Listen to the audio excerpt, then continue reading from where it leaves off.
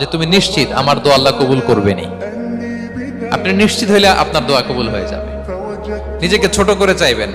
ফাসআলুল্লাহ বিবুতুনি আকুফিকুম, বিষ্ণু বলেন তোমাদের হাতের তালুগুলো উপরের দিকে। ভিক্ষুকরা যেমনি চায়, স্যার 2 দিন ধরে কিছু খাই নাই স্যার, 2টা টাকা দেন, এই যে এইভাবে যে চায় হাত পাতে, এরকম হাতের তালুগুলো উপরের দিকে করে ভিক্ষুকের মতো আল্লাহর কাছে চাও।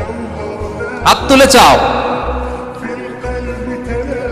হাত না তুলেও দোয়া করা যায়, হাত তুলেও করা যায়, কিন্তু বিষ্ণু বলেন হাত তুলে চাও। কারণ ইন্নাল্লাহা হাইয়ুন কারীম, আল্লাহ বড় লাজুক এবং লজ্জাশীল। বান্দা যখন হাত তুলে ভিক্ষুকের মতো কিছু চায়, ওই হাত খালি হাতে ফিরিয়ে দিতে আল্লাহ লজ্জা লাগে। খালি হাতে ফিরিয়ে দিতে আল্লাহ লজ্জা পান। হাত তুলে চাইবেন।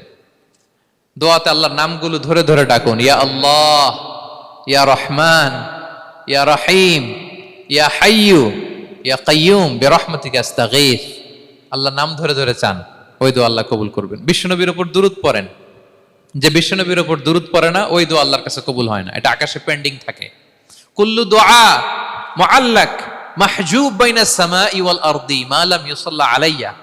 বিষ্ণু বলেন সব দোয়া আকাশে পেন্ডিং থাকে যতক্ষণ না আমার উপর দুরূদ পড়া না হয়। মোবাইলে দেখবেন ব্যালেন্স না থাকলে মেসেজ পাঠালে কি হয়ে থাকে, ওইটা পেন্ডিং।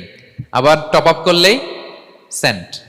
তা আপনি যে বলেন হুজুর আমার দোয়া কবুল হয় না, কেন হয় না বলছেন এবার? হ্যাঁ, নবীর উপর দুরূদ পড়েন নাই তো। আল্লাহুম্মা সাল্লি ওয়া সাল্লিম ওয়া বারিক আলাই। শুরু করবেন বিশ্ব নবীর উপর দুরূদ দিয়ে, মাঝেও পড়বেন, শেষেও পড়বেন, আগেও পড়বেন, পরেও পড়বেন। আপনার দোয়া কবুল করবে কে?